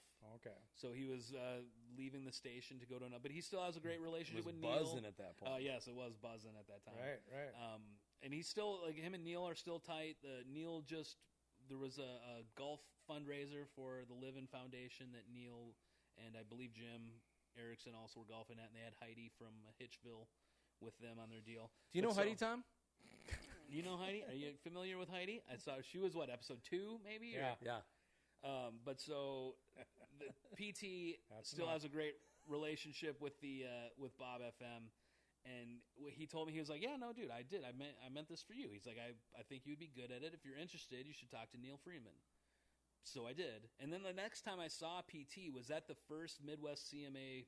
Now CMO, but at that CMA mix-up at the Doghouse. And PT comes up to me, and right away he's like, "Hey, man, did you ever reach out to Neil Freeman?" And as part of because I was in that mix-up deal, my band was... A couple of them, because you did the one at Doghouse, too. That was the only one that I've done, was the one at the Doghouse. I went to the one at Route 47, is that what the second one? I went there to support and to be there, but I wasn't in it. But I was the first one, my band, Serious Moonlight. At one point, Blues Brothers outfits. We had the suits and sunglasses, and we did a David Bowie tune, "Let's Dance." And there's a line in there about him listening to the radio or whatever. I had it planned out to where I was going to pull open my suit jacket to reveal the BOBFM logo. There's a great picture of that somewhere. I think. It was my Facebook profile for quite a while. It might even still be. I'm not sure. But so PT comes walking around. He's like, "Hey, did you ever reach out to Neil Freeman?" I was like, "I did, and I work there now." And I had to show him, and it was pretty cool. But so he opened that door for me because you opened the door to the Jack Friday and the Homegrown Show. But so it just all kind of worked out. And I started. The first thing I did for Bob was actually for the Big Q, which is another station that they own. coming out of like Forest Lake and Princeton, and it's like an I did a oldies. couple weather reports. on Another the Big great Q. station, just like it's like an old, it's like what Cool 108 used to be. You know, Yeah. it's like real oldies. Yep. Great stuff, but they were playing Princeton sports. Here we go. Yeah, there's the Bob logo. I remember when you did this. And I felt bad because there was because Neil was one of the judges from Bob FM, so I was like reaching out to that judge, but so was the Wolf or Buzzin'. Was it Buzzin' still then? Maybe Buzzin', I think. Yeah. So I won one of the judges for sure, but turned off one of the others probably. But no, yeah, it was just that was a fun night. So has Mick Anselmo got the Wolf too? I'm not sure. The Wolf is are they iHeart or what? They're. Do you know Mick Anselmo? I don't. He was the big shot at I know it. Phil Anselmo. Mick Anselmo. CBS, Terror, right? by the way. CBS affiliate. Okay. Yeah, he had K102 when they won the CMA for best radio station in the major market, not monster market, however it works. And then Mick left K102 and went to Buzzin'. Okay. And he ran Buzzin'. He started Buzzin', and then I'm wondering if he's still. I don't know. Probably I know he's with the they've Wolf. downsized quite a bit. I think the only on-air people over there are PT and Thunder. Okay. Yeah. Greg? Yeah, they downsized a lot. Yeah, they got rid of like everybody. Greg Thunder? Yeah, yeah. Okay, that's another episode. Well, you got to, not to get sappy, but you got to know, Brandon, as long as I've known you and knowing some of the trials and challenges that you've faced, all the stuff with your family, all the stuff with you personally. I mean, I'm not going to like throw your dirt around and talk about your demons on the air, but you got to know, man, if I haven't said it before, I'm so incredibly proud of you, man. And all of you, means a lot. all you've accomplished. I mean, you are one of the go-to guys in this market when it comes to music and country music especially, and I'm just super proud of what you're doing, man. Likewise, dude. I mean, that's I think of you and the challenges you've faced as well, and now being a father and just the way that you're able to hold it all down and still continue to be that visionary and somebody who works towards a goal relentlessly and won't let anything kind of get in their way. Like, that's inspiring to me. So Thank you, brother. Thank you. It's the feeling's mutual for sure. And two-time cancer survivor. I know. It's like, come on. Like, you're going to say, like, I've been through some shit. No, Shayne? like, that's Yeah, thank you very much, guys. I appreciate that. Don't make me cry on the air. clank, clank. That's a big deal. Mm-hmm. You know, we don't understate that. Beat cancer twice, man. Yeah. So after that whole thing, my family kind of adopted this like whole Superman mantra for me, and Kyle too. Kyle's probably been the biggest supporter of that Superman piece. Kyle, you might have actually even started that. Now that I think about it, I did. and my family just kind of jumped on board with it because That's they thought it was super poignant. But Kyle started buying me Superman memorabilia. Like, you had a So- belt buckle at some point. Didn't you? That Yeah. that right there is the reason I remember the belt buckle, and then once you beat cancer twice, I'm like, this guy's Superman. Yeah, so he starts getting me this Superman memorabilia, and it just kind of caught on. So like my family's buying me stuff, and Kyle, I literally in my house right now, right outside our theater space, I have 3 shelves on the wall. They're like one's 2 foot, one's 4 foot, one's 6 foot, and all of them are littered with all this stuff that Kyle's given me over the years because we're like brothers. We've been friends for 30-something years. God's not done with you. Well, you like to Clearly, think so. yeah, Trying. has some big plans, and that's every up, every down, every trial that we face, it's all character building. It is. And points to a deal. Like, I mean, I wouldn't be where I am today if not for a lot of those, kind of struggles and that kind of just harder times. So Right. it's all part of the deal. When you you can look back on it all fondly, but a lot of times, like in the moment, like I'm sure you were just the lowest you could be when you're given a cancer diagnosis and there's no kind of like hope to be found, but there is. I always tell people, like, if you ever get the chance to try chemo, go ahead and pass on that. Yeah, Can't imagine. I can't recommend chemo. That's So, Oh, well, man. I'm about to get an assault ticket from this microphone from how many times I'm whacking it.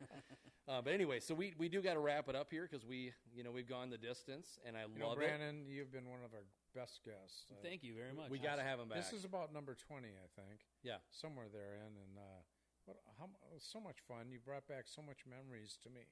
And I didn't even realize how well connected we are. And it's just kind of funny how we have these guests on, and all of a sudden things come full circle. And what a charming guest, and thank you so much for being here. Thank you. That means a lot. I'm going to put you on the carpet for a second, man. You got to get TK and I to come in at some point, sit in your homegrown show. Yes, we would love to talk boots and backstraps for your homegrown show. We can do that for sure. Boots and Backstraps, so Rowdy much fun. Cowboy Show. As you said earlier, country music and hunting are synonymous. Mm-hmm. Like they just kind of go together, like PB&J, and it would be fun to sit into your studio. And you know what else, Shane, I'd like to do? He'd be like, "We got to go to break. We got to go to music." You know, it's a different machine, that for sure. I love this format. This has been a blast.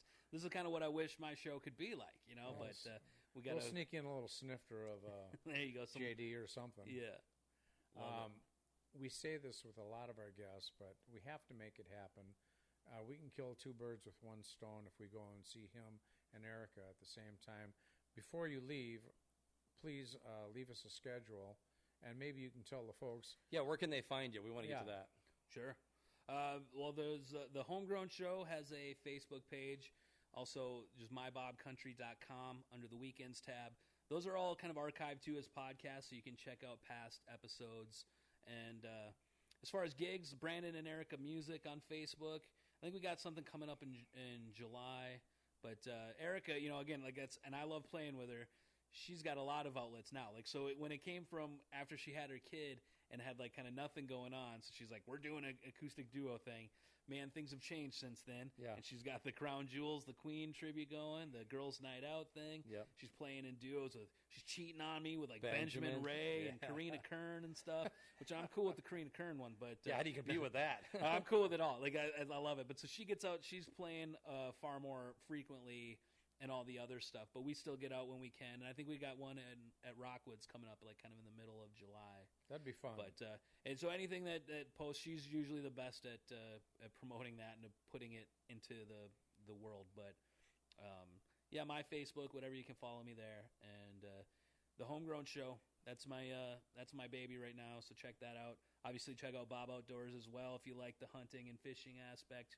We got you covered. And yeah, we'd love to get you guys on the show for sure. That'd be fantastic. Yeah, it would. Sunday night starting at 5, Total Country BOBFM.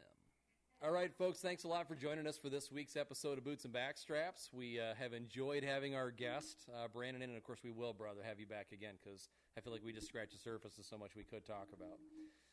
And so make sure you check us out on all the audio and video platforms. You got our YouTube and Spotify and all the Google Play and Apple Podcast, all that stuff. We're everywhere. So you can get either the video or strictly the audio. But you can also send us an email to bootsandbackstrapspodcast@gmail.com with your comments, questions, and snide remarks. And make sure that you leave us a comment, like, share, all that kind of thing on all the social media out there. We love it. TK. Snide remarks. I like Snide that. remarks, yeah. Well, folks, whether you're pursuing your favorite game animal or belting out your favorite country song, I encourage you to use that same passion to pursue the Lord. He will teach you to shoot straight. Thanks for viewing this week, and we'll look forward to seeing you next week. Come on now.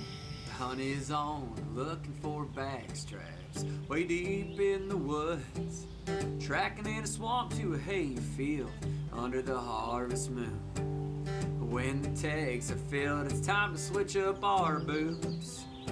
Head down to the honky-tonk, get us a swing dance or two. We're talking about boots and backstraps.